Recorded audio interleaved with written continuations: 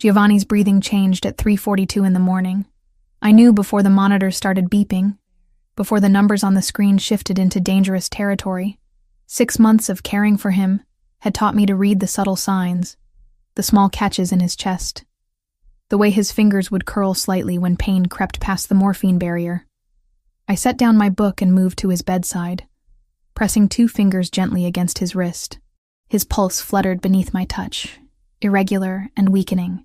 November rain tapped steadily against the windows of the Connecticut mansion, a backdrop I'd grown accustomed to during the long night shifts. "Mr. Santoro," I said softly, leaning closer. "Can you hear me?" His eyelids lifted halfway, those dark eyes that once must have commanded rooms now clouded with medication and exhaustion. He managed a small nod. "I'm going to call your family now. Is that all right?" Another nod. His hand moved slightly on the blanket, and I understood the gesture. I took his weathered hand in both of mine, feeling the papery texture of his skin, the coolness that had been spreading from his extremities for the past week. "They'll be here soon," I promised. The number for his son was programmed into the bedside phone under a simple entry marked N. I'd never met Nicholas Santoro in person, though I'd spoken to him twice in 6 months, both conversations brief and formal. He always asked the same questions: pain levels, medication adjustments, my assessment of his father's remaining time. His voice carried an accent I couldn't quite place, something Mediterranean smoothed by years in America. He answered on the second ring, his voice alert despite the hour. "Yes, Mr. Santoro, this is Olivia Grant. You should come now. Your father's condition has deteriorated significantly in the last hour." Silence stretched for 3 seconds. I heard movement in the background, fabric rustling, a door closing. 20 minutes, he said, and the line went dead. I adjusted Giovanni's pillows, checked his IV flow, and increased the oxygen just slightly. The agency that hired me had been explicit in their instructions: keep him comfortable, maintain his dignity, and never ask questions about the armed men who patrolled the grounds or the visitors who came at odd hours speaking in rapid Italian. The pay was exceptional. 3 times what I'd made at any hospital. Enough to finally start chipping away at the medical debt that had crushed me since my grandmother died. The isolation didn't bother me. I'd grown used to being alone. Giovanni's eyes found mine again. He lifted one finger, beckoning me closer. When I leaned down, he whispered something in Italian, his voice barely audible over the oxygen hiss. I didn't speak Italian fluently, but my grandmother had taught me enough Sicilian dialect to recognize what he was saying. He was thanking me. Not for the medical care, but for treating him like a person instead of a patient, for reading to him in the afternoons, for not flinching when men with shoulder holsters stood outside his door. "You're welcome," I said, squeezing his hand gently. "You made these months easier than you know." Headlights swept across the window at 4:03. I heard car doors slam, multiple sets of footsteps on the gravel drive, then the front door opening 2 floors below. The security guard stationed in the hallway spoke quietly to someone, his deferential tone different from his usual casual demeanor. The footsteps on the stairs were purposeful, controlled. I straightened my scrubs and stepped back from the bed, giving the family space. The door opened. Nicholas Santoro filled the doorway in a way that had nothing to do with his physical size. Though he was tall, easily over 6 feet, he wore a charcoal suit despite the hour, the jacket unbuttoned, his white shirt open at the collar. Dark hair swept back from a face built from strong angles and hard lines. His eyes, the same deep brown as his father's but sharper, clearer, scanned the room in one swift assessment before landing on the figure in the bed. 3 men entered behind him, all wearing dark suits and carrying themselves with the same controlled awareness. One of them I recognized from previous visits. Roberto, the one with graying hair who always nodded politely when our paths crossed. Nicholas moved to his father's side with swift strides. He said something in Italian, low and urgent. Giovanni's eyes opened, focusing on his son with effort. I retreated to the corner near the medical equipment, giving them privacy but staying close in case I was needed. Father and son spoke quietly in their native language, words I couldn't fully understand, but whose emotional weight needed no translation. Roberto positioned himself near the door while the other 2 men remained in the hallway. His gaze flickered to me briefly, a question in his expression, but I kept my attention on Giovanni's vitals. The conversation between Nicholas and his father lasted 4 minutes. Giovanni's responses grew weaker, his breathing more labored. Nicholas gripped his father's hand, and I saw the muscles in his jaw working, the only visible sign of emotion on his otherwise controlled features. At 4:31, Giovanni's oxygen saturation dropped sharply. I moved forward without thinking, checking the monitor, adjusting the flow. Nicholas stepped back, watching me work with an intensity that made my hands want to shake. His lungs are filling with fluid, I explained quietly, meeting Nicholas's stare. I can increase the morphine to keep him comfortable, but beyond that, do it, Nicholas said. His voice was rough, carrying an edge of something I recognized from my years in hospice care. Not quite grief yet, but the anticipation of it, the bracing for impact. I administered the medication, then checked Giovanni's pulse again. Weaker still, the beats spacing further apart. Nicholas returned to his father's side, leaning close, speaking words I couldn't hear. Roberto shifted his weight, his weathered face drawn with genuine sorrow. Giovanni Santoro took his last breath at 4:37 in the morning. The monitors flatlined with a steady tone that cut through the rain sounds. I moved immediately to silence the alarms, then stepped forward to check for a pulse I knew I wouldn't find. He's gone, I said softly, though they already knew. Nicholas remained perfectly still, his hand still holding his father's, his eyes fixed on the older man's face. The silence stretched, broken only by the rain and the quiet sounds of Roberto crossing himself. I'd been present for many deaths in my career. I'd learned to recognize the different ways people processed loss. Nicholas Santoro's grief was locked behind walls of iron control, visible only in the slight tremor of his hand before he steadied it, the single slow breath he took before releasing his father's fingers. Then he stood, straightened his jacket, and became someone else entirely. The transformation took seconds. The sun disappeared, replaced by whoever Nicholas Santoro was to the men who worked for him, to the world outside this room. But I'd seen the crack in the armor. I'd witnessed the moment before the walls went back up. I moved through the familiar routine of post-mortem care, closing Giovanni's eyes, arranging his hands, straightening the blankets. As I leaned over him, words rose unbidden from deep in my memory. A prayer my grandmother had taught me in the Sicilian dialect she'd brought from her village near Palermo. The prayer for the dead, ancient and specific, asking for eternal light and rest for the departed soul. I whispered the words without thinking, my voice low, the cadence automatic after years of hearing my grandmother speak it over relatives, neighbors, anyone from the old country who passed. When I finished and looked up, Nicholas was staring at me with an expression I couldn't decipher. Not quite shock, but something close. Recognition, maybe, or confusion. Where did you learn that? His voice cut across the space between us, sharp enough to make me flinch. Learn what? That prayer. Those exact words. That dialect. I glanced at Roberto, who watched our exchange with quiet interest, then back to Nicholas. My grandmother taught me. She was from Sicily, a small village near Palermo. She raised me after my parents died. Nicholas's eyes narrowed fractionally. He opened his mouth to say something else, but Roberto stepped forward, his tone gentle. Miss Grant has been here all night. She should rest. I can drive her home, make sure she gets there safely. It was a reasonable offer, a kind gesture from a man who'd always been courteous during his visits. But before I could respond, before I could even process the suggestion, Nicholas spoke. No. The single word carried absolute finality. She leaves with me. Roberto's eyebrows lifted slightly, but he said nothing, stepping back immediately. I blinked, exhaustion making it hard to think clearly. That's not necessary, Mr. Santoro. I can call a car service, or Roberto's offer is... You're coming with me, Nicholas interrupted, his tone brooking no argument. He was already moving toward the door, clearly expecting me to follow. I looked at Giovanni one last time, at the peaceful expression that death had brought to his features, then gathered my bag and jacket. My body ached from hours of standing, from the emotional weight of watching someone I'd grown to care for slip away. I didn't have the energy to argue with a grieving son, especially one who radiated the kind of controlled danger that Nicholas Santoro did. Roberto gave me a small nod as I passed, something almost apologetic in his expression, though I didn't understand why. The house was silent as we descended the stairs, the usual nighttime staff apparently keeping their distance.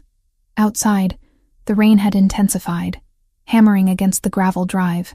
A black SUV idled near the entrance, headlights cutting through the downpour. Nicholas held the rear door open, waiting.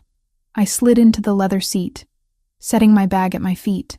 He closed the door with controlled precision, then rounded the vehicle and slid into the driver's seat himself. The engine purred to life. We pulled away from the mansion, leaving the warmth and light behind, heading into the darkness and rain. Nicholas drove in complete silence, his hands steady on the wheel, his profile illuminated periodically by passing streetlights. I watched the raindrops race down the window, my mind numb, my chest tight with a grief that surprised me with its intensity. Giovanni hadn't been family, had barely been a friend in the professional sense, but he'd been kind. He'd shared stories about his childhood in Italy, had asked about my day, had treated me with a respect I'd rarely experienced in my medical career. A tear slipped down my cheek before I could stop it. I wiped it away quickly, turning my face further toward the window. But not before I caught Nicholas's eyes in the rearview mirror, watching me with that same unsettling intensity he'd shown since I'd spoken that prayer. The highway stretched ahead of us, slick with rain and nearly empty at this hour.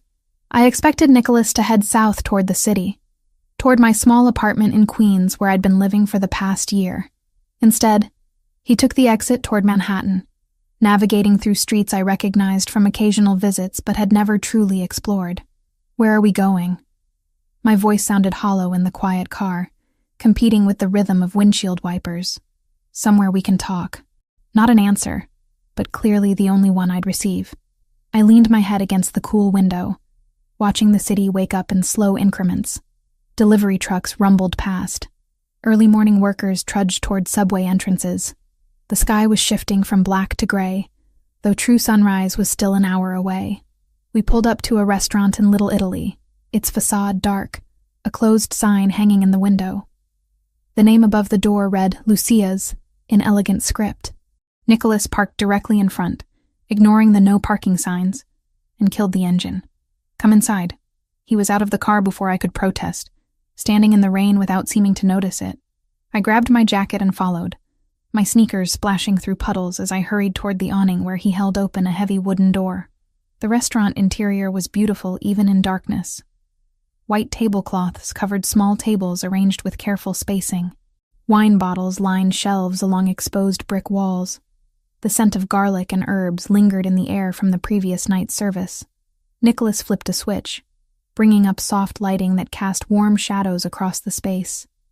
He shrugged out of his suit jacket, draping it over a chair, then rolled up his sleeves with efficient movements. Without a word, he disappeared through a door I assumed led to the kitchen. I stood near the entrance, dripping onto the hardwood floor, unsure what to do. This wasn't a conversation we needed to have. I'd cared for his father. His father had died. My job was finished.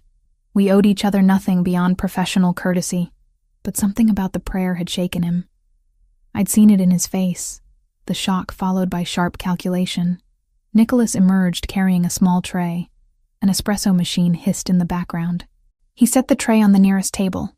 A basket of bread, a small dish of olive oil mixed with herbs, sliced cheese, 2 cloth napkins.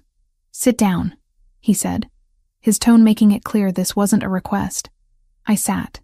My exhaustion was too deep to argue with a man who clearly wasn't accustomed to hearing the word no. He returned with 2 small cups of espresso, the rich aroma cutting through my fatigue. He placed one in front of me, then settled into the chair across the table, his dark eyes fixed on my face. "The prayer you spoke over my father. That specific dialect isn't common.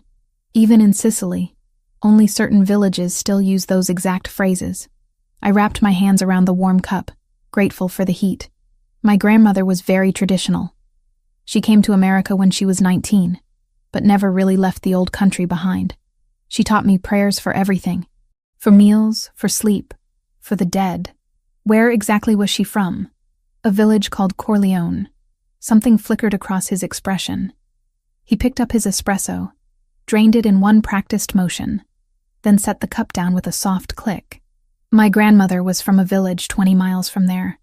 I spent summers in Sicily as a child, before— He paused, jaw tightening. Before my father brought me into the family business. The weight behind those words was unmistakable. I tore off a piece of bread, dipping it in the olive oil to give my hands something to do. "I'm sorry for your loss," I said quietly. "Your father was a good man. At least, he was kind to me. He liked you. He told me you treated him with dignity, that you never looked at him with pity or fear." "Why would I fear him? He was a dying man who wanted company." Nicholas leaned back in his chair, studying me with unnerving intensity. "You really don't know who we are, do you? I know you're wealthy. I know you have significant security. I assumed you were involved in something that required discretion. That's an exceptionally diplomatic way of saying you suspected we were criminals." My cheeks heated. "It wasn't my business to know. The agency was clear about that when they hired me, and you needed the money badly enough not to ask questions. It wasn't an accusation, just a statement of fact, but it stung regardless." "Yes," I admitted. "I needed the money. My grandmother died 2 years ago. After 3 years of slow decline, I handled mostly alone. The hospital bills from her final months destroyed me financially.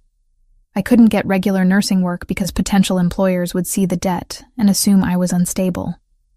The agency offered 3 times the standard rate, cash advances, and discretion. I took it because I was desperate." Nicholas reached for the bread, tearing off a piece with deliberate slowness. "Your honesty is refreshing. Most people in your position would try to pretend nobility, claim they took the job out of compassion for an elderly patient. I did have compassion for your father, but I also needed to eat and pay rent. Both things can be true."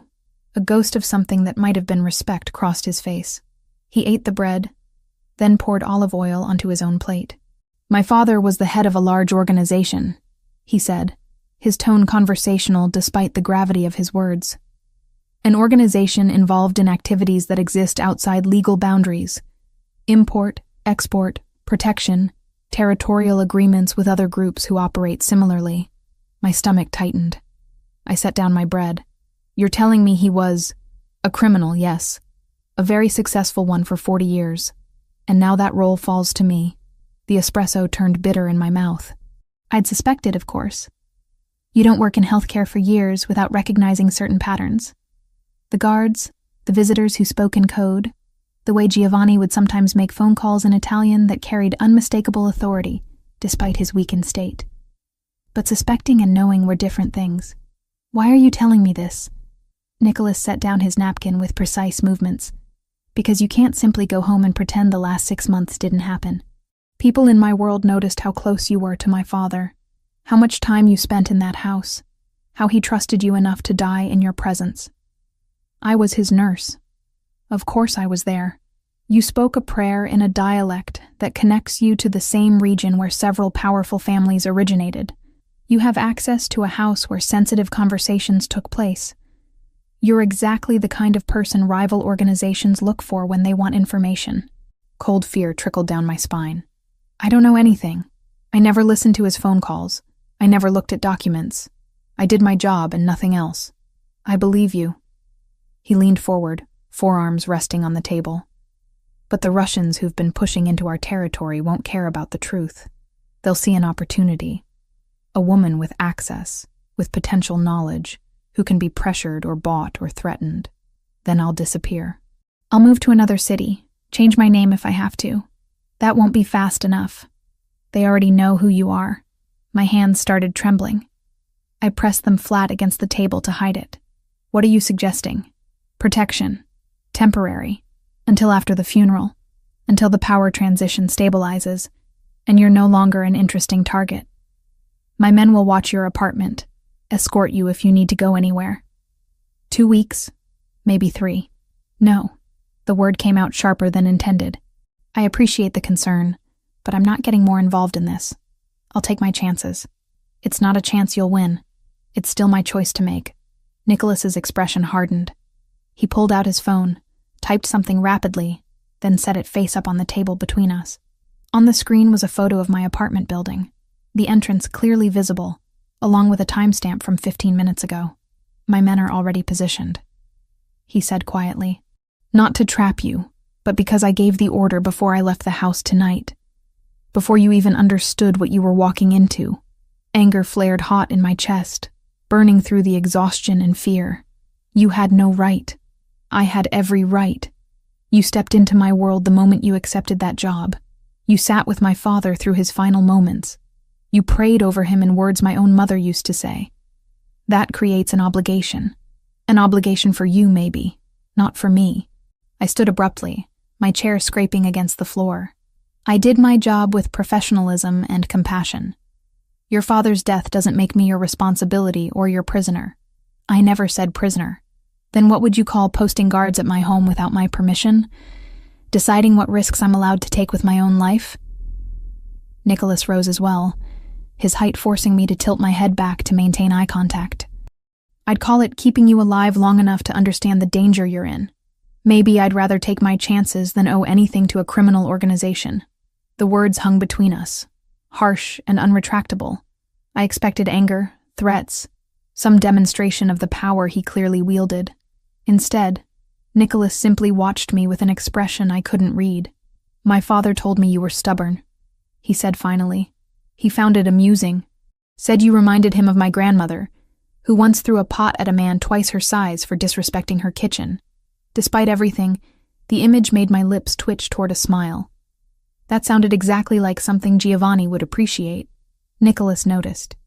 His expression softened fractionally. I'm not trying to control you, Miss Grant.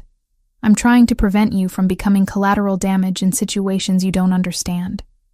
There's a difference, is there? Because from where I'm standing it feels remarkably similar. He exhaled slowly, running a hand through his dark hair.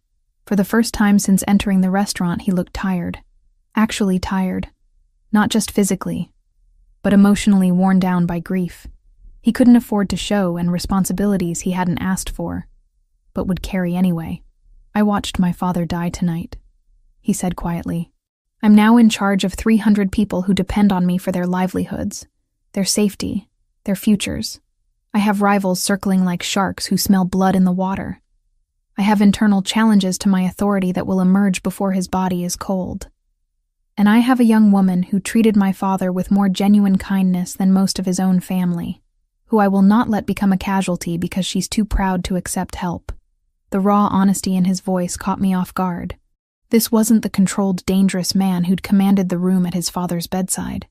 This was someone carrying impossible weight, making hard decisions, trying to protect what remained of his world while it threatened to collapse around him.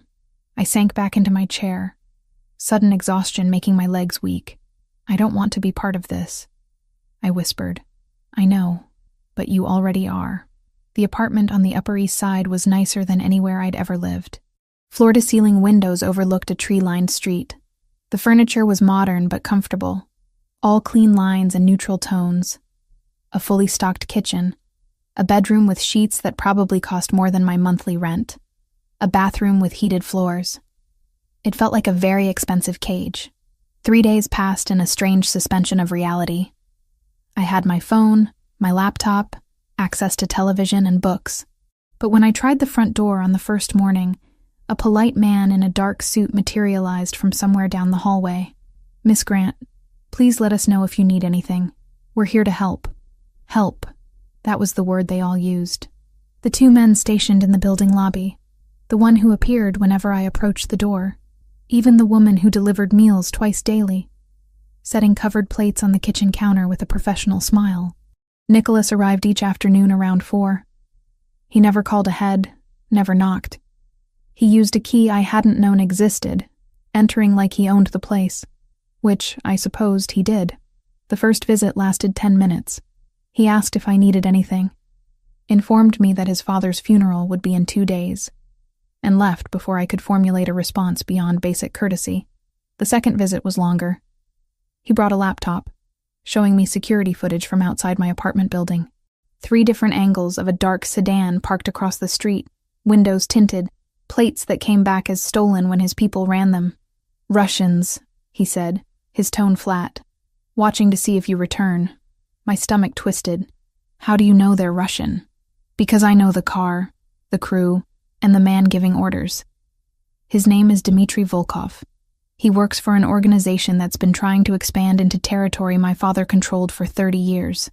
I stared at the frozen image on the screen, at the dark car that looked like 1,000 other dark cars in New York.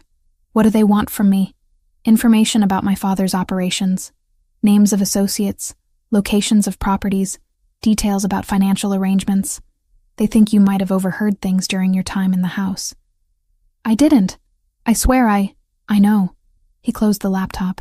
"But they don't care about the truth. They care about possibilities." The third visit changed something between us.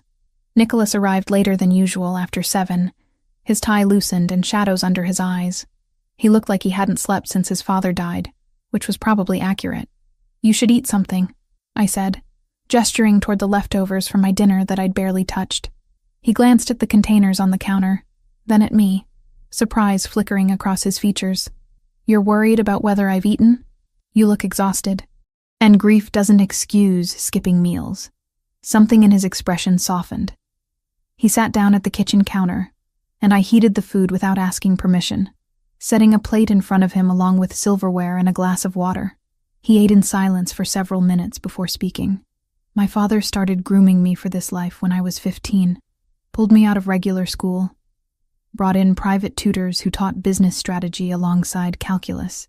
By 17, I was attending meetings. By 19, I was running operations.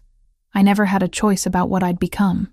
The bitterness in his voice was carefully controlled, but unmistakable. "Did you want a choice?"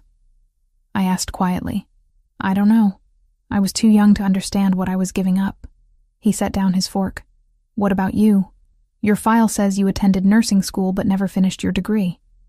"Why?" "My grandmother got sick. Dementia first, then a stroke that left her partially paralyzed. She'd raised me after my parents died. I couldn't put her in a facility where she'd be terrified and alone. So I withdrew from school, became a certified nursing assistant, and took care of her myself. For how long? 3 years. Until she died owing $70,000 to hospitals and specialists and home care equipment companies. She'd been gone 2 years now. But the debt and the exhaustion still sat in my chest like a weight. Nicholas was quiet for a moment.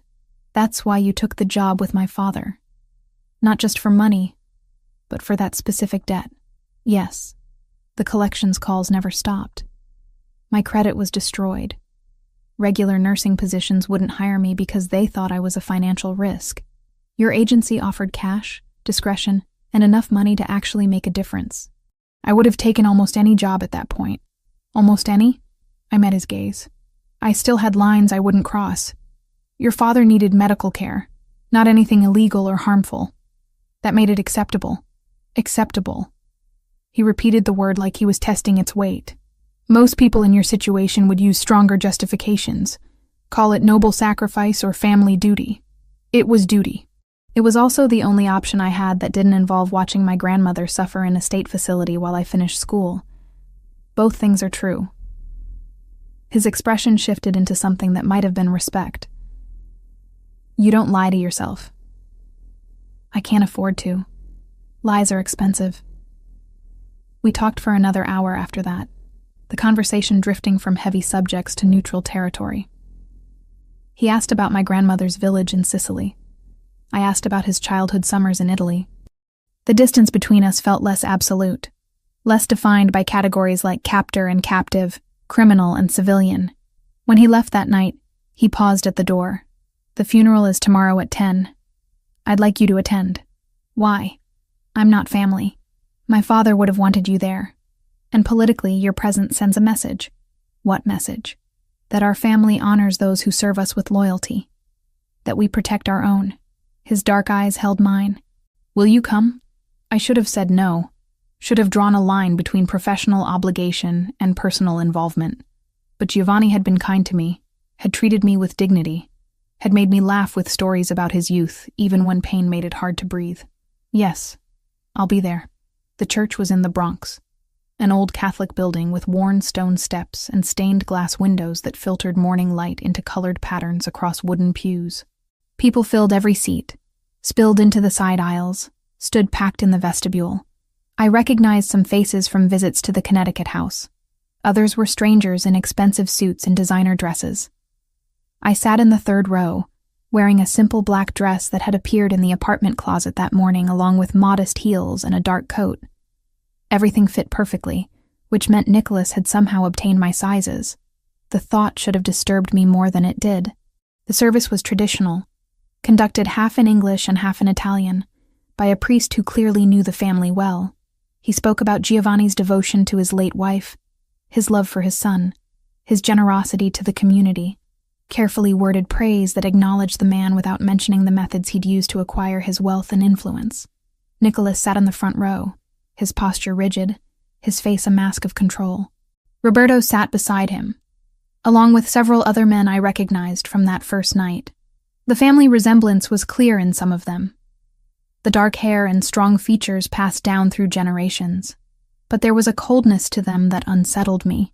Mechanical hugs, dry eyes, conversations conducted in whispers that seemed more about business than grief.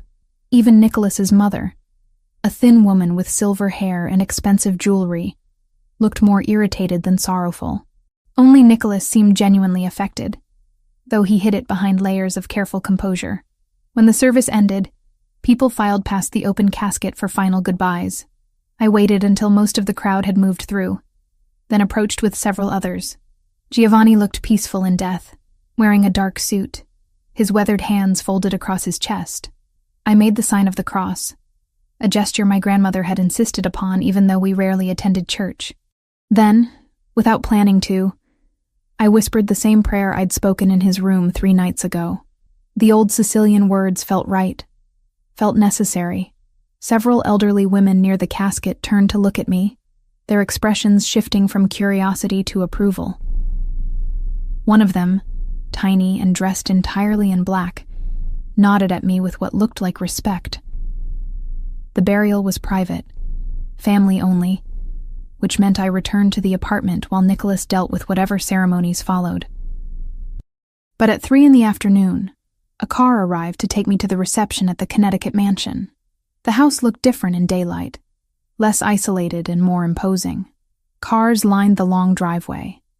Catering staff moved through rooms carrying trays. People clustered in groups, their conversations low but animated. I stayed near the edges, accepting a glass of wine I didn't drink and trying to remain invisible. But Nicholas found me within 15 minutes, materializing at my elbow with the same unsettling awareness he always displayed. "You came. You asked me to. I'm glad."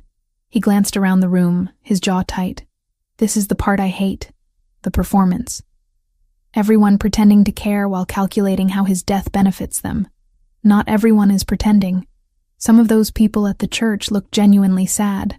The ones who knew him as a person, yes. But most of this crowd." He gestured vaguely at the well-dressed gathering. "They're here for appearances, to show respect to the new leadership, to assess whether I'm strong enough to hold what my father built." Before I could respond, a man lurched toward us, drink sloshing in his glass. He was younger than Nicholas, maybe late 20s, with the same dark hair but softer features. Family resemblance marked him as a cousin or nephew. "Nicky," his voice carried across the room, too loud, slurred at the edges. "There you are with your little nurse. Tell me, did she take good care of Uncle Giovanni? Did she make his last days comfortable?" Nicholas's expression went cold. "Go drink some water, Paolo. I'm just asking questions." Paolo's eyes swept over me with obvious assessment. "She's pretty, real pretty. Makes me wonder if the old man hired her for more than just medical skills." The insult landed like a slap. My face flushed hot with humiliation and anger. Nicholas moved so fast I barely registered it. One moment he was beside me. The next he had Paolo by the collar, slamming him against the nearest wall. A crystal glass fell from Paolo's hand, shattering against the hardwood floor. "You will apologize to Miss Grant immediately." Nicholas's voice was deadly quiet, carrying more menace than any shout. And then you will leave my house and not return until you understand how to show basic respect. Paolo's bravado evaporated. I didn't mean... I was just... now. I'm sorry, miss. I spoke out of turn. Too much to drink. Nicholas released him with a sharp shove. Paolo stumbled toward the door, nearly colliding with Roberto, who had appeared with 2 other men. They escorted him out without another word. The room had gone silent. Every eye was on Nicholas, watching, judging, measuring his response to disrespect at his father's funeral. He'd just made a public statement about my position in his world, whether I wanted that statement made or not. Nicholas turned back to me, his expression controlled again, though tension radiated from every line of his body. I apologize for my cousin's behavior. You didn't need to do that. Yes, I did. His tone left no room for argument. In this world, disrespect spreads like disease if you don't cut it out immediately. The reception continued, but I felt every glance, every whispered conversation that included looks in my direction. I'd been marked, tagged as someone under Nicholas Santoro's protection, someone he'd physically defend in front of his entire organization. The implications terrified me. I slipped away as soon as politely possible, retreating to a bathroom on the 2nd floor. My hands shook as I gripped the marble sink, staring at my reflection in the gilt-edged mirror. Who was this woman wearing borrowed black, standing in a mansion full of criminals, protected by a man who broke glasses and threatened family members on her behalf? I didn't recognize her. When I emerged 10 minutes later, steadier but not calm, Roberto was waiting in the hallway. Miss Grant, the car is ready to take you back to the city whenever you're prepared to leave. Thank you. I'd like to go now, please. He escorted me through less crowded passages, avoiding the main gathering. As we reached the side entrance, he spoke quietly. Nicholas means well. His methods are harsh, but his intentions toward you are protective, not possessive. There's a difference, though it might not feel like it right now. How long have you worked for this family? 23 years. I watched Nicholas grow from an angry teenager into the man he is today. He's never lost control like he did with Paolo over anything personal, only business. That should tell you something. I hesitated, then asked, And Paolo? Roberto's expression didn't change. He's alive. He was sent away before he could make the mistake of repeating himself. He won't be back in New York for a long time. Something in my chest loosened. Not relief exactly, but the end of an unanswered question. It did, but I wasn't sure I wanted to hear what it was saying. The apartment felt too quiet after the chaos of the reception. I changed into comfortable clothes, made tea I didn't drink, and tried to read a book that couldn't hold my attention. At midnight, still restless, I made a decision. I couldn't live like this. Couldn't exist in suspension, waiting for Nicholas to decide when I was safe, when I could return to my life. The Russians might be watching my building, but New York was a big city. I could disappear if I was smart about it. Find a new apartment under a different name, pick up cash work that didn't require official documentation, start over somewhere Nicholas Santoro's protection couldn't reach. Nicholas wasn't wrong about the Russians. They would look for me. Maybe they already were. But being locked behind armed eyes felt like another kind of death, a slow one, with my name traded for my safety. If danger was coming, I wanted air in my lungs and choices in my hands, even if those choices were messy, even if they were wrong. I packed a small bag with essentials, dressed in dark clothes, and approached the front door at 1 a.m. As expected, the hallway guard was there, sitting in a chair near the elevator. Miss Grant? Is everything all right? I need some air. Just going to walk around the block. I'll accompany you. That's not necessary. It is, actually. Boss's orders. I tried the stairwell instead. Made it down 3 flights before another guard materialized from below, politely but firmly suggesting I return to the apartment. 3rd attempt. I tried to simply walk out the front lobby entrance. 2 men in the street straightened immediately, falling into step behind me. Furious and desperate, I kept walking, heading toward the nearest subway entrance. If I could get underground, lose them in the tunnels and trains, maybe I had a chance. I never made it to the station. A familiar black SUV pulled up beside me, window rolling down to reveal Nicholas in the back seat, his expression thunderous. Get in the car, Olivia. No. Get in the car, or I'll have my men carry you. Your choice, but either way, we're having this conversation. The guards had closed in, not threatening but present. People on the street were starting to notice. I climbed into the SUV, slamming the door with more force than necessary. Nicholas told the driver to circle the block, then turned to face me, anger barely contained beneath his controlled exterior. What the hell did you think you were doing? Leaving. The word exploded out of me. 3 days of controlled frustration finally breaking free.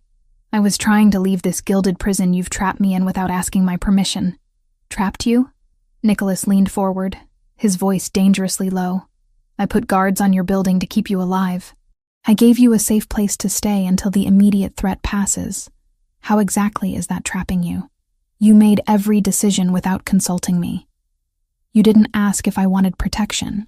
You didn't ask if I wanted to attend the funeral.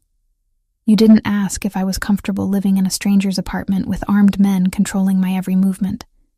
You just decided, and I'm supposed to be grateful. The SUV turned a corner, city lights streaking past the tinted windows. Nicholas's jaw worked. The muscle ticking in that way I'd learned meant he was controlling his temper. You're right, he said finally, the admission clearly costing him. I should have explained the situation more clearly before making arrangements. Explained what situation? That some Russians might be interested in me? That's not enough reason to control my entire life. It's not just interest, Olivia. He pulled out his phone, swiping through screens before turning it toward me. This is surveillance footage from yesterday. The same Russian crew that was watching your building followed one of my father's former business associates to a restaurant in Queens. They grabbed him off the street, took him somewhere for 3 hours, then dumped him back in front of his house with 2 broken hands and a message carved into his back. The image on screen showed a middle-aged man being helped into an ambulance, his shirt torn and bloody. What did the message say? My voice came out smaller than intended. Talk or bleed. They're systematically going after anyone who had regular contact with my father in his final months. Accountants, lawyers, drivers, household staff, looking for information about offshore accounts, property holdings, political connections, anything they can use to undermine my position or steal what my father built. Ice spread through my chest. I don't know anything about those things. I know that. You know that. But Dmitry Volkov doesn't care about truth. He cares about pressure points. You spent 6 months alone with my father. In his mind, that's 6 months of potential conversations, overheard phone calls, documents you might have seen while cleaning his room. You're a valuable target whether you actually know anything or not. The SUV circled the block again. I pressed my palms against my thighs to stop them from shaking. So what am I supposed to do? Hide in that apartment forever? Wait until you decide I'm safe to return to my life? No. That's not sustainable for either of us. Nicholas pocketed his phone, his expression shifting from anger to something more calculating. I have a proposal, a way to legitimize your position and provide real protection. I'm listening. Work for me, officially, as a medical consultant for the organization. I stared at him. You want me to work for the Mafia. I want you to provide medical services that we currently handle through less reliable channels. Emergency treatment for injuries that can't go to hospitals. Health assessments of potential business partners. Verification that pharmaceutical shipments are authentic. Nothing that would directly violate your professional ethics. Nothing direct, I repeated. Just adjacent to illegal activities. Yes, he didn't flinch from the accusation. But it would give you legitimate reason to be connected to the family. You'd be on payroll, with documentation, with a clear professional role. Not a target, not a loose end, but an employee under formal protection. And the payment? $60,000 over 6 months. Enough to clear your grandmother's medical debts and have money left over to restart your life however you choose. The number hit me like a physical blow. $60,000. Freedom from the collections calls, the damaged credit, the weight that had crushed me for 2 years. But at what cost? What kind of injuries are we talking about? I asked carefully. Gunshot wounds? Stab wounds? Sometimes. Also broken bones from accidents, complications from chronic conditions in men who can't risk being documented at hospitals, medication management for people with legitimate prescriptions they can't fill under their own names. You're asking me to become an underground doctor for criminals. I'm asking you to provide health care to people who need it in circumstances that protect both them and you. The alternative is, you go back to your apartment, hope the Russians lose interest, and pray that Dmitri doesn't decide you're worth the risk of grabbing off the street. The car turned onto a quieter street, parking along a darkened block. Nicholas gave the driver a subtle signal, and the man stepped out, giving us privacy. I need time to think, I said. You have 24 hours. After that, I need to know if you're with us, or if I need to make other arrangements for your safety. Other arrangements meaning what? Relocation, new identity, witness protection-style disappearance to somewhere the Russians won't find you. It's more extreme, more permanent, but it's an option if you can't accept working for the family. Then my stomach twisted. Disappear completely? Leave behind everything, even the small life I'd managed to build? Or accept Nicholas's offer and step fully into a world I'd been desperately trying to avoid? Can I go back to the apartment now? Yes. But Olivia? He waited until I met his eyes. Don't try to run again. If you need to leave, tell me. I'll make sure you get out safely. But vanishing in the middle of the night when people are actively hunting you is suicide, not escape. I nodded once, throat too tight for words, and reached for the door handle. Nicholas's hand caught my wrist gently, stopping me. For what it's worth, I don't want to control you. I want to protect you. There's a difference, even if it doesn't feel like it right now. Is there? Because from where I'm sitting, both options end with you making decisions about my life. One keeps you alive. The other respects your autonomy. I'm trying to find a balance between them, but I won't apologize for prioritizing survival. He released my wrist, and I stepped out into the cool night air. The driver reappeared, opening the lobby door with professional courtesy. I rode the elevator up in silence, let myself into the too-nice apartment, and collapsed onto the couch. 24 hours to decide whether to work for a criminal organization or disappear into witness protection obscurity. Neither option resembled the quiet, normal life I'd been trying to rebuild after my grandmother's death. I pulled out the laptop they'd provided, opening a browser with shaking fingers. If I was going to make this decision, I needed information. Real information. Not just what Nicholas chose to tell me. The search for Giovanni Santoro returned dozens of results. News articles about charitable donations to Catholic schools in the Bronx. Society page mentions of fundraisers he'd attended. An obituary listing his business ventures in vague, respectable terms. But deeper searches revealed other things. A federal investigation from 15 years ago that went nowhere due to lack of evidence. Whispers of connections to shipping companies with questionable practices. A pattern of businesses that thrived under his ownership and withered when competitors tried to move into the same territory. I searched for Nicholas next. Fewer results, more carefully controlled. Business school graduation. Board positions at several import-export companies. A single photo from a charity gala showing him in a tuxedo, unsmiling, standing beside an older couple identified as major donors. Then I found something unexpected. A small article from 3 years ago about a clinic opening in a poor neighborhood in the Bronx. Free healthcare for uninsured residents, funded by an anonymous donor.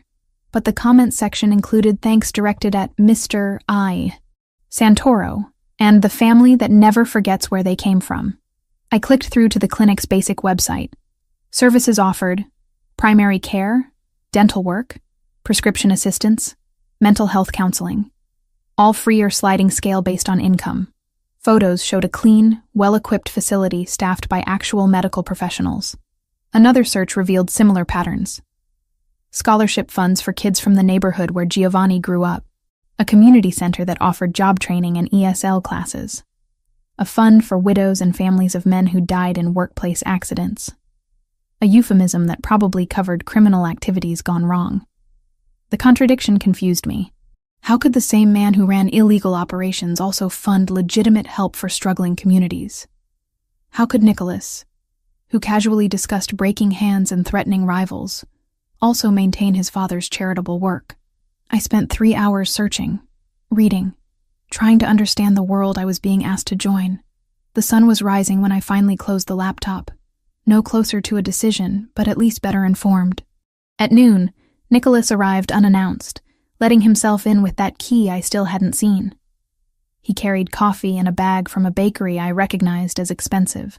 "You look like you haven't slept," he observed, setting everything on the kitchen counter. "I was researching your family. And what did you find? Contradictions, violence and charity, control and community support. I don't understand how both things can be true." Nicholas poured coffee into 2 mugs, sliding one toward me. "They're true because the world isn't simple. My father hurt people who threatened what he built. He also remembered what it was like to be poor, to watch his mother work 3 jobs to keep food on the table. Both things shaped how he operated. And you? Do you see the world the same way?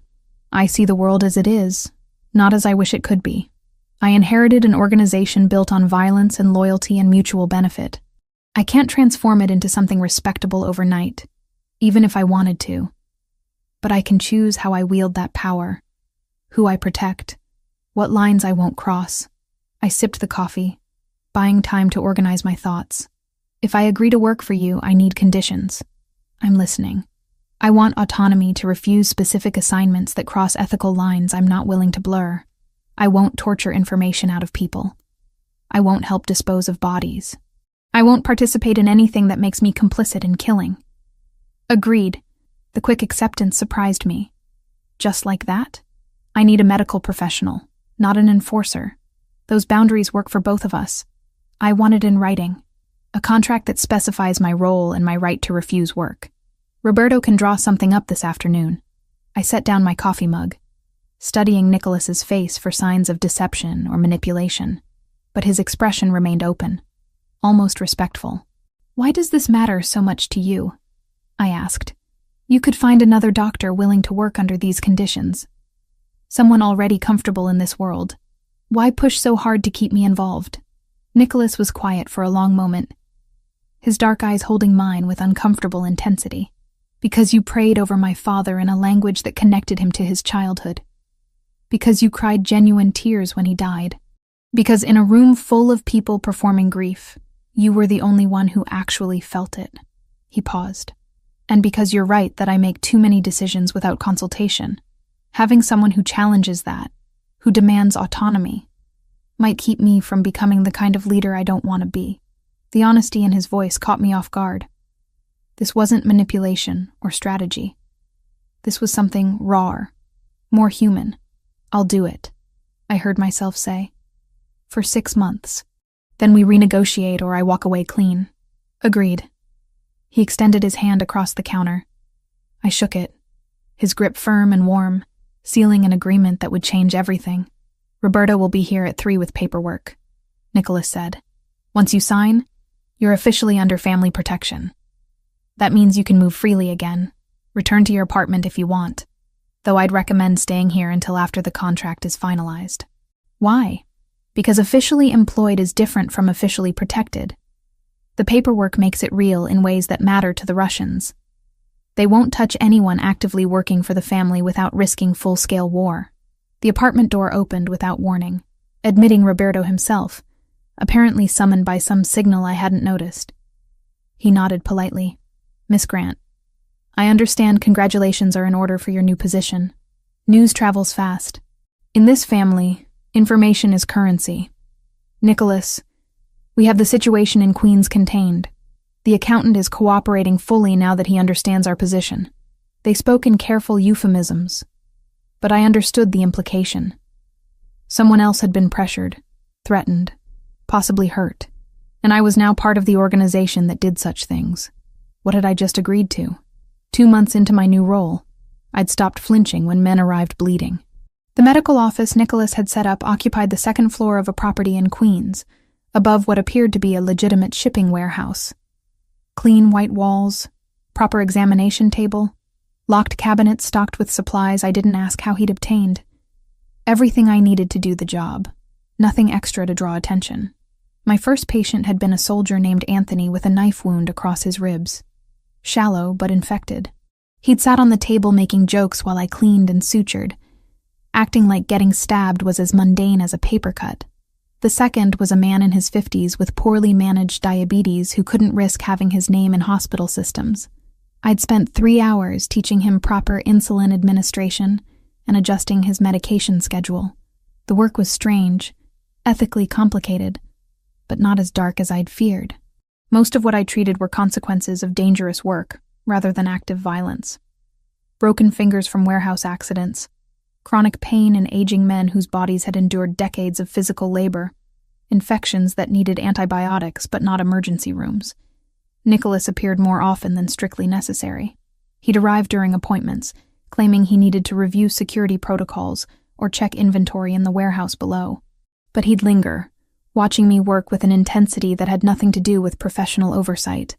Last week, I'd sutured a deep laceration on a young soldier's forearm, while Nicholas held a flashlight steady, compensating for the exam light that had burned out that morning. Our hands had brushed twice as I worked, small accidental contacts that sent electricity up my arm. 3 nights ago, an emergency had kept me working until dawn. When I'd finally finished, exhausted and wired on adrenaline, I'd found Nicholas in the small break room brewing espresso at 3 a.m. We'd sat together drinking coffee while he told me about a deal gone wrong in Boston, and I'd told him about the time my grandmother had accidentally set her kitchen on fire trying to deep-fry Zeppelis. The boundaries between professional and personal had been blurring for weeks. I'd stopped trying to reinforce them. Today's appointment was different. Roberto had called ahead, his tone careful, explaining that Nicholas needed me to evaluate a business associate before finalizing a major agreement. The man's name was Vincent Mancini, 72 years old, and the deal involved territorial rights worth several $1 million. "Mr. Santoro wants your medical assessment," Roberto had said. "Nothing invasive, just your professional opinion on whether Mr. Mancini is healthy enough to honor long-term commitments." Vincent Mancini arrived at 2 p.m, accompanied by his wife and 2 bodyguards. He was tall despite his age, with thick white hair and the kind of posture that suggested military background. His wife, Marie, was 20 years younger, blonde and expensively maintained, with jewelry that caught the light every time she moved. "Miss Grant," Vincent greeted me warmly, shaking my hand with firm pressure. "Nicholas speaks highly of your discretion. I appreciate you making time for this examination." "Of course, Mr. Mancini. If you'll come with me, we can get started." The examination should have been routine. Blood pressure, heart rate, basic neurological checks, review of current medications. But something felt wrong within the first 10 minutes. Vincent's hands trembled slightly when extended. Not the tremor of age, but something more concerning. His skin had a grayish undertone beneath his tan. When I checked his eyes, faint discoloration around the whites suggested liver stress. "Mr. Mancini, have you been experiencing any digestive issues lately? Nausea, stomach pain, changes in appetite?" "Some stomach trouble," he admitted. "My doctor said it's probably stress. The business has been demanding." "Any hair loss? Unusual fatigue?" "Now that you mention it, yes. But I'm 72. These things happen." I continued the examination, my concern growing with each finding. Muscle weakness in his legs. Slight confusion when I asked him to repeat a sequence of numbers. A faint metallic smell on his breath that most people wouldn't notice, but my training flagged immediately. "I'd like to run some blood work," I said carefully, "just to rule out a few possibilities." Marie spoke up from her chair near the door. "Is that really necessary? Vincent sees his regular doctor every 3 months." "I'm sure he does. But Mr. Santoro asked for my assessment, and I'd rather be thorough." Vincent waved his hand dismissively. "Do whatever tests you need, Miss Grant. I want this deal with Nicholas to go smoothly, and if a clean bill of health helps, I'm happy to cooperate." I drew blood, labeling the vials with careful precision, then completed the rest of the examination. When I finished, I found Nicholas waiting in the hallway outside, leaning against the wall with his phone in hand. "Well?" he asked. "I need to run tests. I'll have preliminary results by tonight." His eyes sharpened. "That's not a routine answer. It's the honest one. Give me 6 hours." The blood work confirmed my suspicion. Arsenic levels 3 times above normal range, consistent with chronic low-dose poisoning over several months. The pattern suggested regular exposure, not a single large dose. Someone was slowly killing Vincent Mancini. I sat in my small office staring at the results, my stomach churning. If I told Nicholas, he'd investigate. If the poisoner was discovered, they'd likely disappear in the same way Paolo had after threatening me at the funeral. Permanently. Violently. But if I said nothing, Vincent would die a slow, agonizing death, while everyone blamed natural causes. The ethical choice was clear. The emotional weight of that choice was crushing. At 8 that evening, Nicholas returned. I handed him the printed results without preamble. He's being poisoned. Arsenic. Administered regularly in doses small enough to avoid immediate detection, but large enough to cause progressive organ damage. Another few months at this rate, and he'll die of what appears to be natural causes. Nicholas read the results twice, his expression darkening with each line. You're certain? The blood work doesn't lie. Someone with regular access to his food or drink is poisoning him. Who knows about these results? Just you and me. The lab I used is one of yours. They don't ask questions and don't keep records. He pulled out his phone, typing rapidly. I'm sending Roberto to collect Vincent's medications, vitamins, anything he takes regularly. We'll test everything. Nicholas. I waited until he looked at me. What happens to whoever's doing this when you find them? They stop being a problem. That's not an answer. His jaw tightened. They attempted to murder a man under my protection during negotiations that affect my family's interests. What do you think happens? I'd known the answer before asking, but hearing the confirmation still made my chest feel hollow. I need you to understand something, I said quietly. I told you this because Vincent doesn't deserve to die from poison, but I didn't tell you so you could add another body to whatever count you're keeping. I told you so you could save his life. I intend to. He pocketed his phone. But consequences for attempted murder are non-negotiable. 4 days later, Roberto informed me that the source had been identified. Marie Mancini had been adding small amounts of arsenic to her husband's morning coffee for 6 months, hoping to inherit his substantial estate and business interests before he could finalize the deal with Nicholas. What happened to her? I asked, though part of me didn't want to know. She's no longer a concern, Roberto said diplomatically. Vincent Mancini recovered quickly once the poisoning stopped. Nicholas moved forward with the territorial agreement, and Vincent apparently never learned how close he'd come to death or who'd been responsible. He thanked Nicholas profusely for recommending such a thorough medical evaluation, crediting it with catching his mysterious illness early. 2 weeks after that, I was reviewing supply orders in my office when my phone rang. The hospital billing department, calling about my grandmother's outstanding account. Miss Grant, I'm calling to confirm that your balance has been paid in full. We wanted to make sure our records are correct before closing the account. My hand tightened on the phone. Paid in full? There must be a mistake. I've been making monthly payments, but the balance was still over $40,000. Our records show a payment of $42,316 was received 6 days ago. The account is now at zero balance and marked as closed. I ended the call, staring at my phone like it might offer explanations. $42,000. The exact amount I'd owed, down to the last dollar. Nicholas had paid my debt. After I'd specifically told him during our first real conversation that this was my burden to carry, my responsibility to handle, he'd eliminated it without asking permission. I found him in the warehouse below, reviewing shipping manifests with 3 of his men. He looked up when I entered, reading my expression immediately. Gentlemen, give us the room. They filed out without question. The warehouse felt cavernous in the sudden silence. High ceilings and concrete floors amplifying every small sound. You paid my grandmother's medical bills, I said.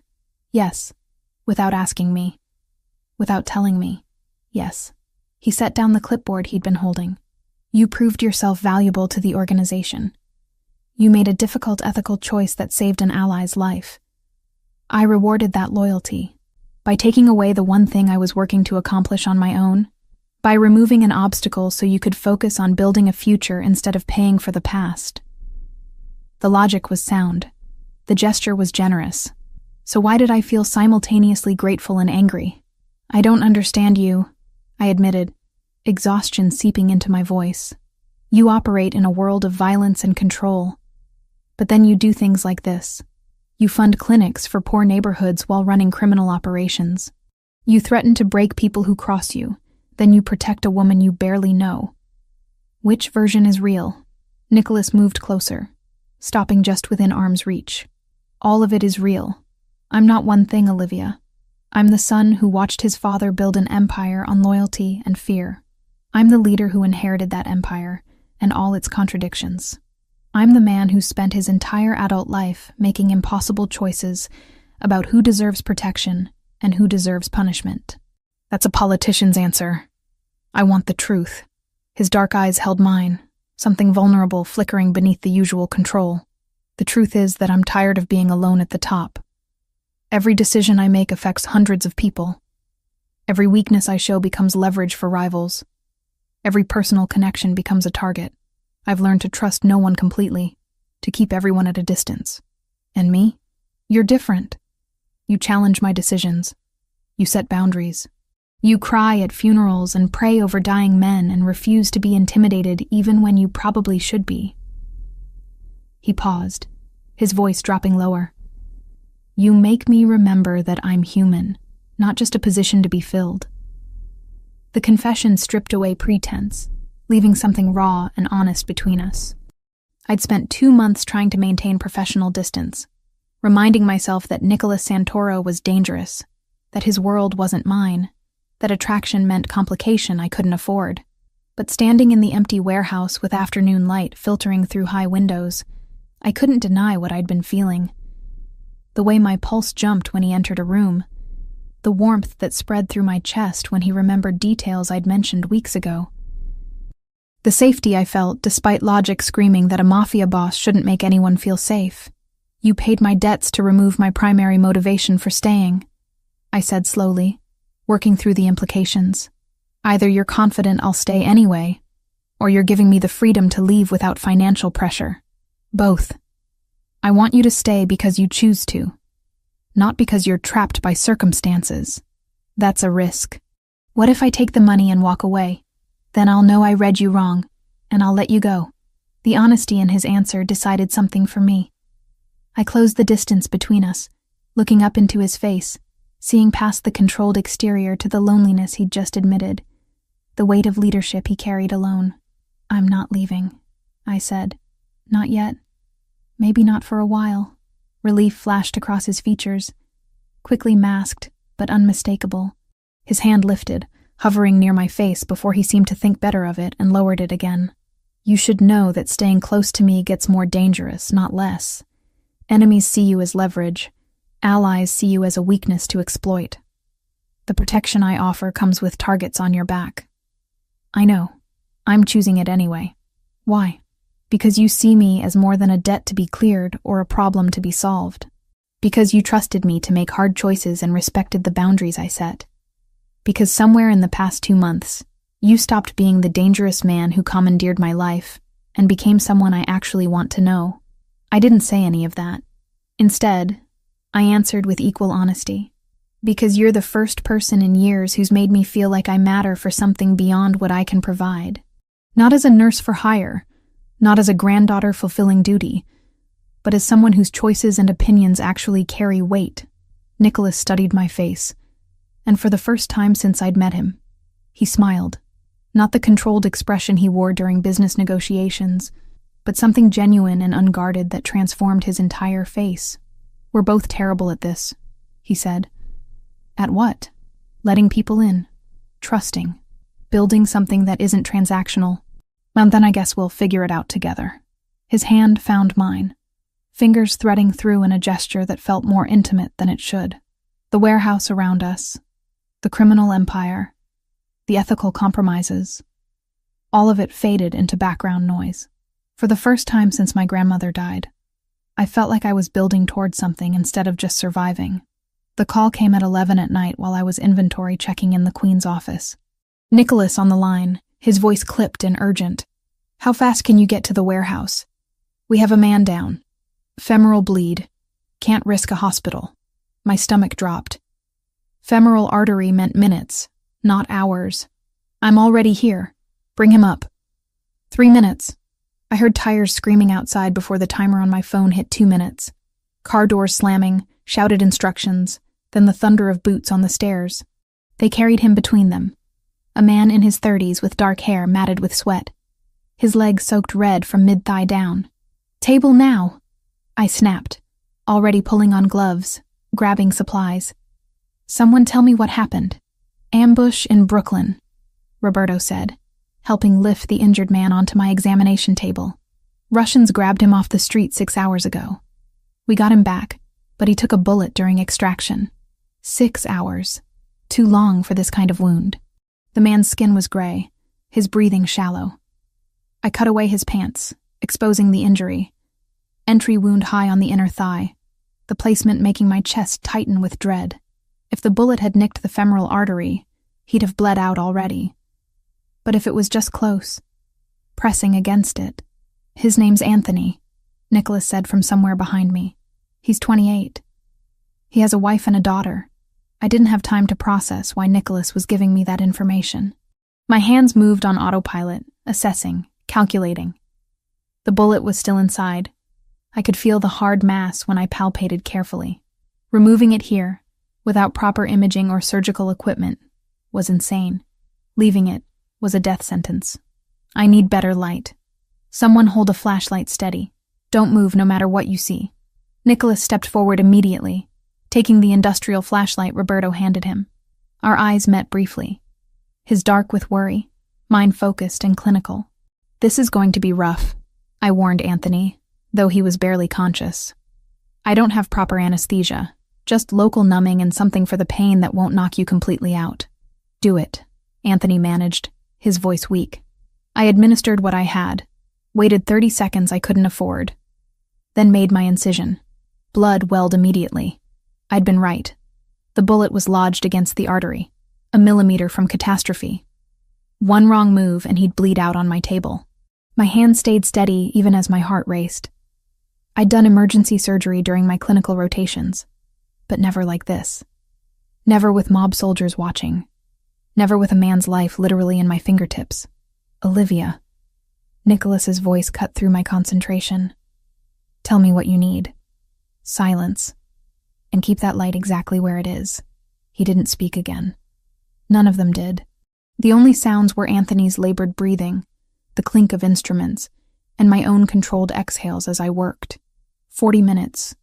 That's how long it took to extract the bullet, repair the damaged tissue, and close the wound with sutures that would hold until proper surgical follow-up. When I finally stepped back, my scrubs were soaked with blood, and my hands were trembling with delayed adrenaline. Anthony's color was better. His breathing had evened out. He'd survive. "Get him somewhere he can rest," I instructed. "He needs IV antibiotics every 6 hours, which means he stays where I can monitor him. No moving him for at least 3 days. We'll set up a room in the warehouse," Roberto said, already pulling out his phone. "Whatever you need, Miss Grant." The soldiers who'd been watching from the doorway looked at me differently now. Not as the boss's medical consultant or his potential romantic interest, but as someone who'd just saved their friend's life under impossible conditions. Respect, earned through competence rather than proximity to power. Nicholas waited until everyone had cleared out, until it was just us in the surgical aftermath, before speaking. That was extraordinary. That was desperate improvisation. I peeled off my gloves, my hands finally starting to shake now that the crisis had passed. "He should be in a real hospital with real surgeons. But he's not. He's alive because of you." I turned to find Nicholas watching me with an intensity that had nothing to do with the medical emergency. Something had shifted in how he looked at me, though I couldn't name exactly what. "I need to clean up," I said, suddenly aware of how I must look, covered in Anthony's blood, exhausted and wired. "Olivia," I stopped. "Thank you for what you did tonight. For every choice that brought you to this moment where you could save one of my men." The gratitude in his voice was raw, unguarded. I nodded, not trusting myself to speak, and headed for the small bathroom to wash away the evidence of how deeply I'd embedded myself in this world. 3 days later, the photograph arrived. Roberto brought it to me while I was checking Anthony's wound, which was healing remarkably well. Just a manila envelope with my name written in block letters, left at the warehouse entrance sometime during the night. Inside was a single photo. Me, walking into the Queen's building, my medical bag over my shoulder, the timestamp showing it had been taken 72 hours ago. On the back, written in the same block letters, "We know where she works." My blood turned cold. Nicholas was in the warehouse within 20 minutes of Roberto's call. He looked at the photo once, his jaw tightening into a hard line, then made 3 phone calls in rapid Italian. When he finished, his attention turned to me. "Pack whatever you need from here. You're not coming back to this location." "Where am I going?" "Connecticut. The mansion where my father lived. It's defensible in ways this place isn't." Fear crawled up my spine, but I pushed it down. How did they find this office? They've been watching us for weeks, mapping our operations. We knew they had some surveillance, but not this close. His voice carried controlled fury. "This is Dimitri's way of sending a message. He can reach you whenever he wants. But he hasn't. He just sent a photo. This time. Next time might be a bullet or a kidnapping. I'm not waiting to find out which. For once, I didn't argue. The photograph made the danger real in a way that verbal threats hadn't. Someone had been close enough to take my picture. Close enough to hurt me. And I hadn't even known they were there. The Connecticut mansion felt different when I returned. Not the elegant house where I'd cared for Giovanni, but a fortress. New security measures were everywhere. Cameras covering every approach. Guards stationed in rotating shifts. Reinforced doors. Panic buttons installed in every room. Nicholas moved me into a guest suite on the 2nd floor, 3 doors down from what I now understood was his own bedroom. The proximity felt deliberate, protective rather than presumptuous.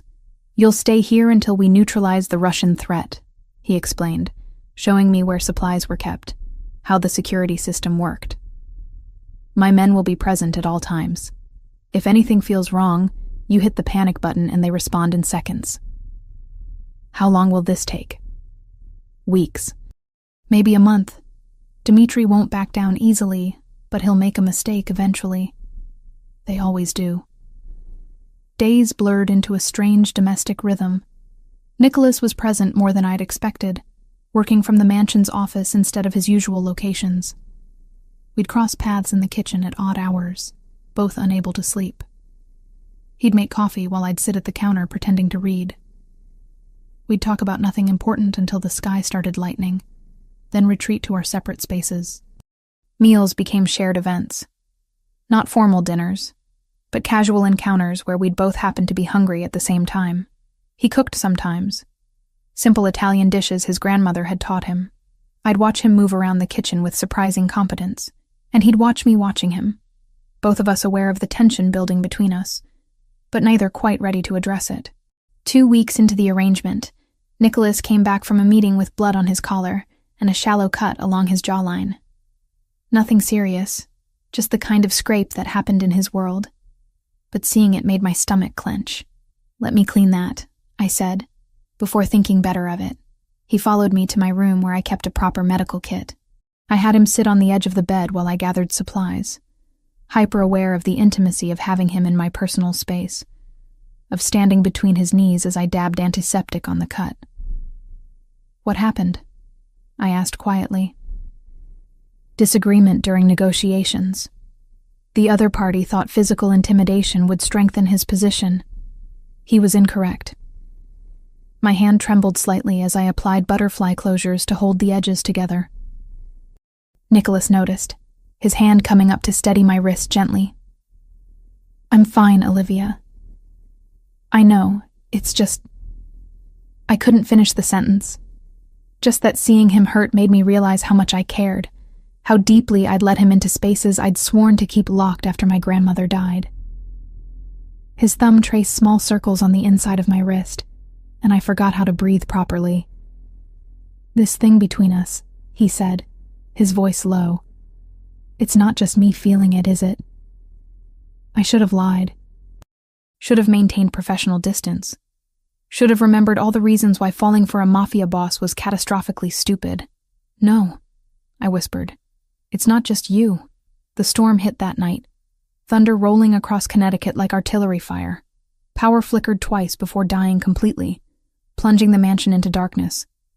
Emergency generators kicked in for essential systems, but most of the house remained black. I was making my way downstairs by phone flashlight when I nearly collided with Nicholas in the hallway. "You okay?" he asked, steadying me with hands on my shoulders. "Fine. Just wanted to check the generators. They're working. The outage is external. Should be fixed by morning." He didn't remove his hands. "Come with me. I have candles in the office." His office was warmer than the rest of the house, a fire already burning in the fireplace that I hadn't known existed. Candles provided pools of golden light, making the space feel intimate rather than merely dark. We settled into chairs near the fire, and for a while, neither of us spoke. The storm raged outside, rain hammering windows, wind howling around corners. Inside felt safe, separate from the chaos. "I've been thinking about that first night," Nicholas said eventually.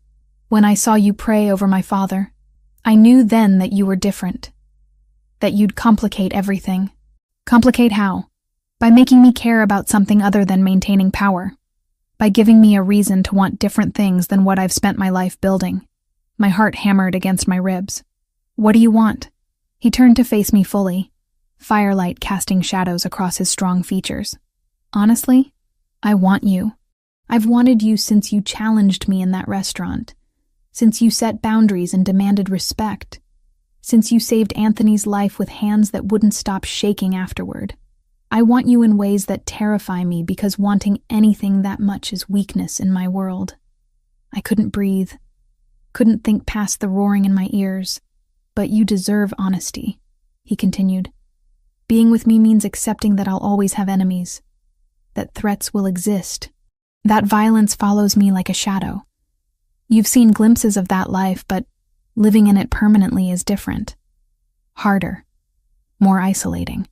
"I know." My voice came out steadier than I felt.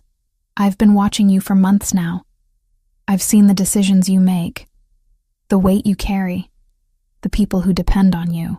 I'm not naive about what your world requires. Then you also know that if we cross this line, everything changes. You stop being my employee or my responsibility. You become something more valuable and therefore more vulnerable." "I understand." He leaned forward, elbows on his knees, his face serious in the flickering light. "I need you to be certain, Olivia, because I can't be casual about you. It's all or nothing for me. If we do this, you're mine, and I protect what's mine with everything I have." The possessiveness in his words should have worried me. Instead, it sent heat through my body, settling low in my stomach. "I feel more alive in these last months than I have in years," I admitted. "Despite the danger, despite the ethical compromises, despite knowing I should walk away, you make me feel like I matter for who I am, not just what I can provide. That's worth the risk." Nicholas stood, crossing the small distance between us. He offered his hand, and when I took it, he pulled me up gently, bringing us close enough that I had to tilt my head back to meet his eyes. "Tell me to stop," he said, his voice rough. "Tell me you need more time, and I'll give it to you." Instead of answering, I closed the final inches between us, lifting onto my toes to press my mouth against his. The kiss started gentle, almost tentative, but quickly escalated into something urgent and consuming. His hands framed my face, then slid into my hair. I gripped his shirt, feeling his heart pounding beneath my palms. Months of tension and restraint finally broke free, leaving us breathless and desperate. When we finally pulled apart, Nicholas rested his forehead against mine, both of us breathing hard. "This changes everything," he said. "I know. I meant what I said. You're mine now. That's not a phrase I use lightly. I know that too." He kissed me again, slower this time, more thorough. When his hands started to drift lower, when I felt myself leaning into his touch, he stopped abruptly, stepping back with visible effort. "Not like this," he said, voice strained. "Not in a blackout where you might wonder afterward if it was just adrenaline or fear or gratitude. It's not, I know, but I need you to be completely certain. Tomorrow, in daylight, when the storm has passed and you've had time to think clearly, if you still want this, we'll talk about what it means." The restraint in his voice, the care behind his words, made my chest ache. He was giving me an out, making sure this was real choice rather than passionate impulse. Okay, I agreed. Tomorrow. He walked me back to my room, his hand never leaving the small of my back. At my door, he kissed me one more time, soft and lingering, then forced himself to step away. Sleep well, Olivia. You too. I watched him disappear down the dark hallway before closing my door and leaning against it, my heart still racing, my lips still tingling from his kiss. Tomorrow would bring complications and conversations we couldn't avoid. But tonight, in the darkness with storms still raging outside, I let myself feel hope for the first time in years. Hope that maybe, despite everything, I'd found something worth fighting for. The call came from Roberto at 6 a.m, his voice tense in a way I'd never heard before. Russians hit one of Giovanni's clinics in the Lower East Side. They have 12 hostages, 3 staff members, and 9 patients. They're demanding Nicholas show up personally to negotiate. I was already pulling on clothes, my mind racing. That's a trap, obviously. But they're threatening to start executing hostages in 2 hours if he doesn't comply. What clinic? I asked, my stomach twisting. Roberto gave me the address. My breath caught. I knew that neighborhood intimately. Years ago, when I'd still lived in Boston but visited New York regularly, I'd done volunteer shifts at hospitals in that exact area. I'd walked those streets, knew the layout, understood the community. I'm coming to the house, I said. I have an idea. Nicholas was in his office when I arrived, surrounded by maps and security feeds, his expression carved from stone. The man I'd kissed last night, who'd been vulnerable and honest, had disappeared behind the armor of leadership. Olivia, this isn't— Listen to me first, I interrupted. They want you because you're the target. They're not expecting a woman, especially not a medical professional claiming humanitarian concern for the hostages. His eyes sharpened. What are you suggesting? Let me go in as a negotiator. I'm a nurse worried about injured people. It's believable, non-threatening. I can assess the situation from inside, create an opening for your team. Absolutely not. His voice was flat, final. I'm not sending you into a hostage situation with armed Russians who already threatened you once. You're not sending me. I'm volunteering. There's a difference. Roberto spoke up from near the door. She has a point, boss. Dimitri's crew won't see a woman as a threat. They'll underestimate her, which gives us advantage. No. Nicholas stood, his full height and authority filling the room. Find another option. But I was already moving toward the door, toward the gear room where I'd seen tactical equipment stored. There isn't time for another option. Those people have 90 minutes before Russians start killing them to prove a point. I found what I needed. A bulletproof vest, thin enough to hide under clothing. Nicholas appeared behind me as I was strapping it on over my shirt. Olivia, please. His voice had lost its commanding edge, replaced by something rawer. Don't do this. I can't. He stopped, jaw working. I just found you. I can't lose you to Dimitri's games. I turned to face him, placing my hands on his chest. You won't lose me, but I can't stand by knowing I might help save innocent people. That clinic exists because your father wanted to give back to the community. Let me honor that. His hands covered mine, gripping tightly. If anything happens to you, it won't. I'll be careful. And you'll have shooters positioned, right? You'll get me out if things go wrong. Roberto cleared his throat. We can have eyes on every entrance within 30 minutes. The building is old, lots of access points for entry teams. Nicholas stared at me for a long moment, conflict visible in every line of his face. Finally, he exhaled sharply. Fine. But you wear the vest, you carry a panic button, and the second anything feels wrong, you signal us, and we come in hard. No heroics, no unnecessary risks. Agreed. 20 minutes later, I was dressed in clean scrubs with a white medical coat over the bulletproof vest. My hair pulled back professionally. I carried a medical bag Roberto had packed with actual supplies plus tracking devices and a microphone so Nicholas's team could hear everything happening inside. The drive to the Lower East Side took 40 minutes through morning traffic. I spent it controlling my breathing, reviewing what I knew about negotiating with desperate people, praying I wasn't about to get everyone killed through arrogance. Nicholas rode in the vehicle behind mine, close enough to respond instantly, but far enough not to be spotted by Russian lookouts. His voice came through the small earpiece hidden beneath my hair. "We're positioning teams now. You have shooters on 3 surrounding buildings and entry teams ready at 4 access points. You're not alone in there. I know." My voice was steadier than I felt. The clinic was a modest 2-story building wedged between a bodega and a laundromat. Bulletproof glass on the windows, security bars that wouldn't stop professionals, but deterred casual break-ins.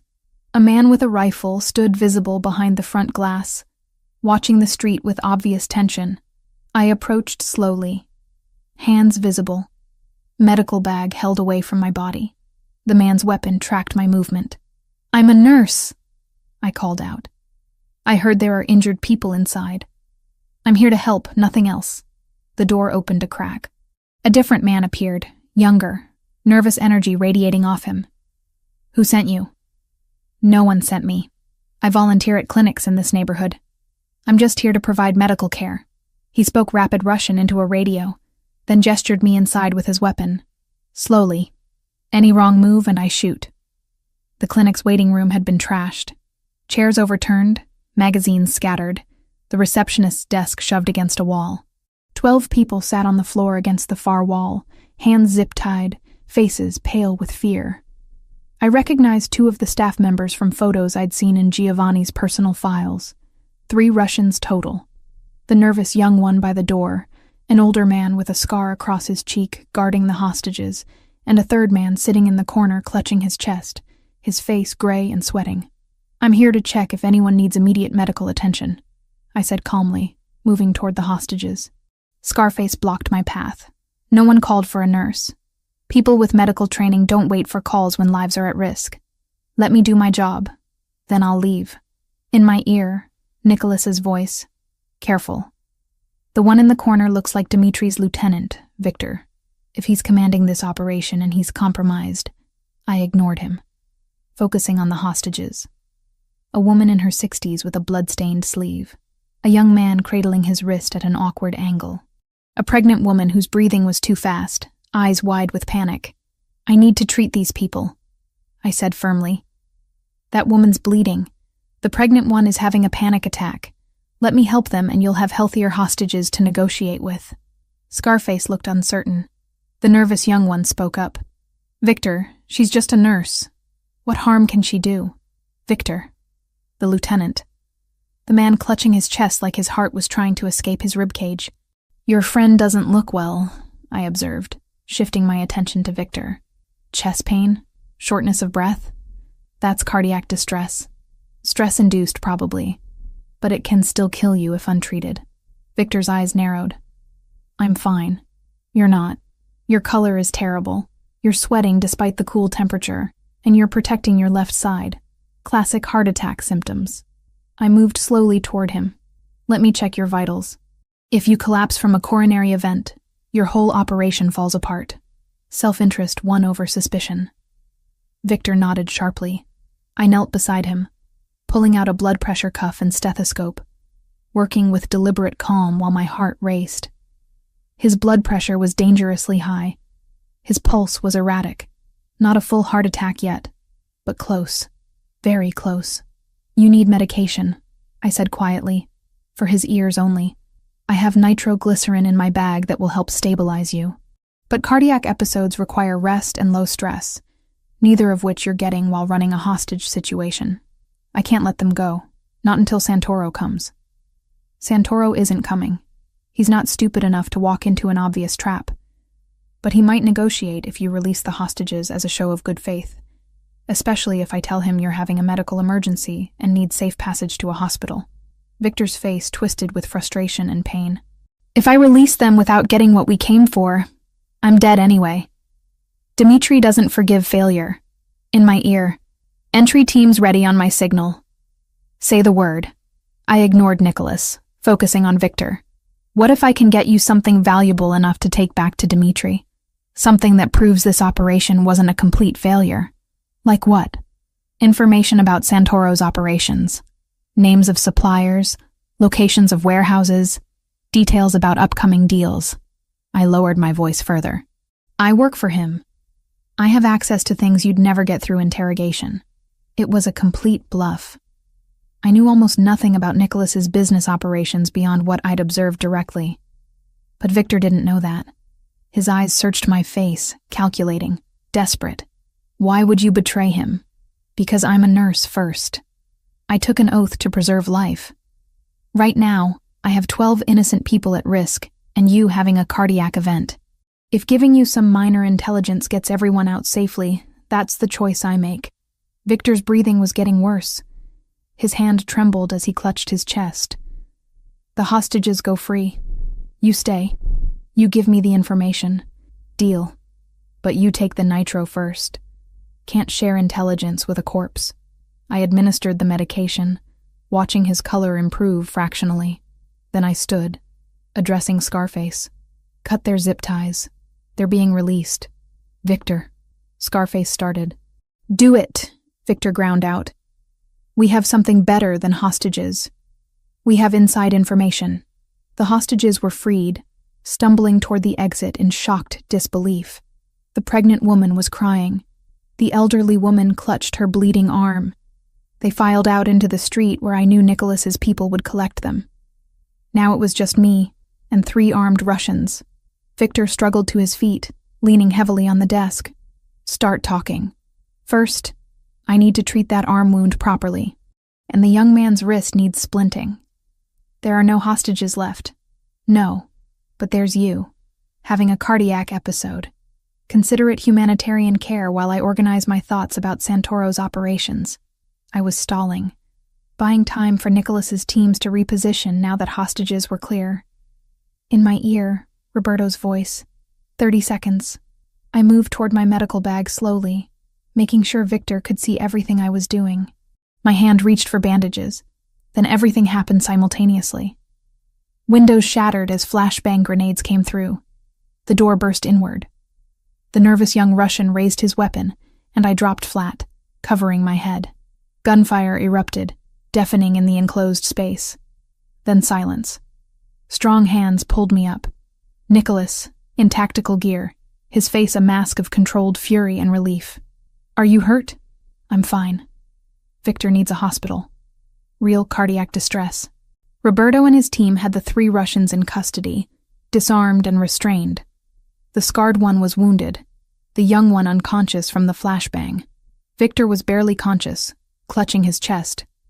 Get EMTs for all of them, Nicholas ordered.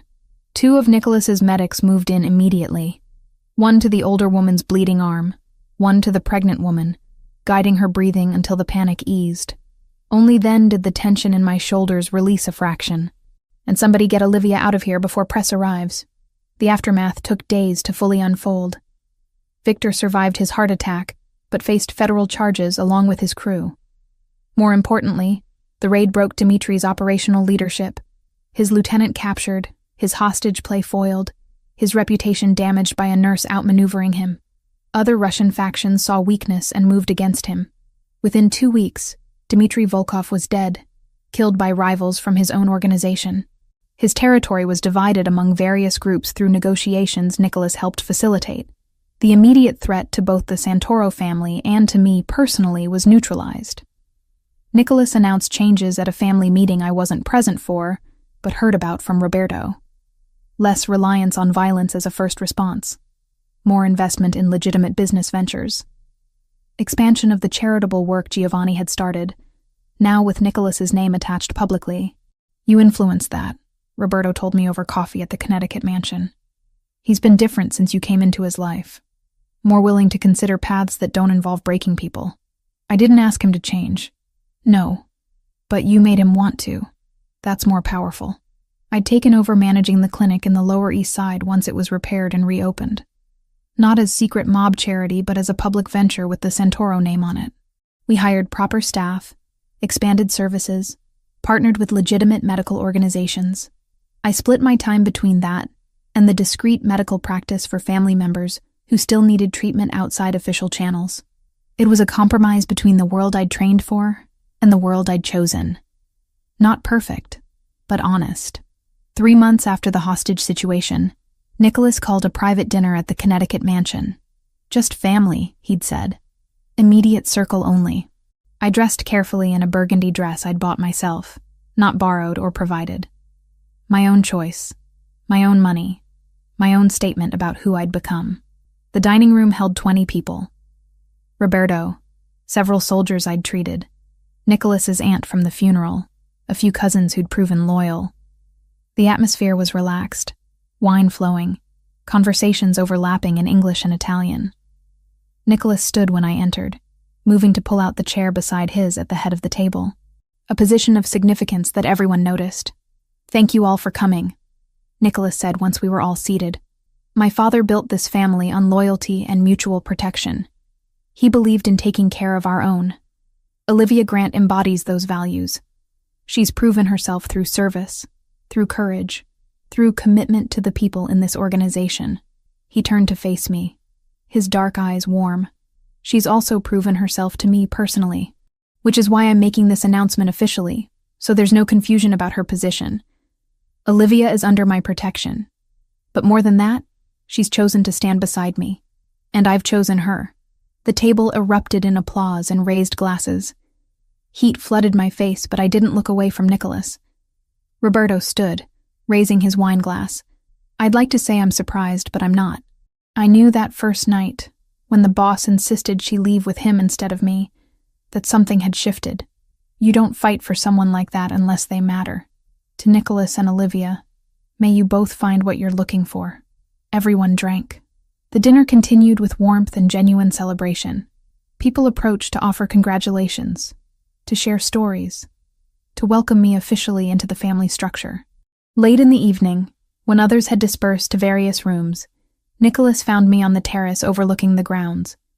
Stars were visible despite the light pollution, cold November air sharp against my skin. "No regrets?" he asked, settling beside me. "About which part? Working for a criminal organization? Falling for its leader? Risking my life in a hostage situation? Any of it." I thought about the question seriously. 6 months ago, I'd been drowning in debt, working a job that isolated me, convinced I'd never build anything meaningful. Now I managed a clinic that actually helped people, had cleared my grandmother's debts, and stood beside a man who'd proven himself worth the complications he brought. "No regrets," I said. "This isn't the life I imagined, but it's the one I chose, and I'm choosing it again every day." Nicholas pulled me closer, his arm around my waist. "Good. Because I'm not letting you go, even if I wanted to leave, even then, though I'd make a much more compelling argument for staying." I laughed, leaning into his warmth. Behind us, through the windows, I could see Roberto and the others, my strange new family continuing their celebration. In front of us stretched the Connecticut landscape, dark and peaceful. Somewhere in the city, the clinic I managed bore Giovanni's name and continued his legacy. Somewhere in Queens, my medical office treated people who needed help without judgment. Somewhere in this complicated world, I'd found a place that felt like home, not despite the danger and moral complexity, but somehow because of it, because Nicholas had seen me as more than a debt to clear or a problem to solve, because I'd proven myself through choices that mattered, because we'd both decided that building something together was worth the risks. "I love you," Nicholas said quietly. Not a question, just a statement of fact. "I know," I replied, equally quiet. "I love you too." We stood there in the cold November night, the Mafia boss and the nurse who'd stumbled into his world through compassion and stayed through choice. It wasn't a fairy tale ending. There would be more threats, more ethical compromises, more nights spent worrying about consequences. But we'd face them together. And somehow, that made all the difference.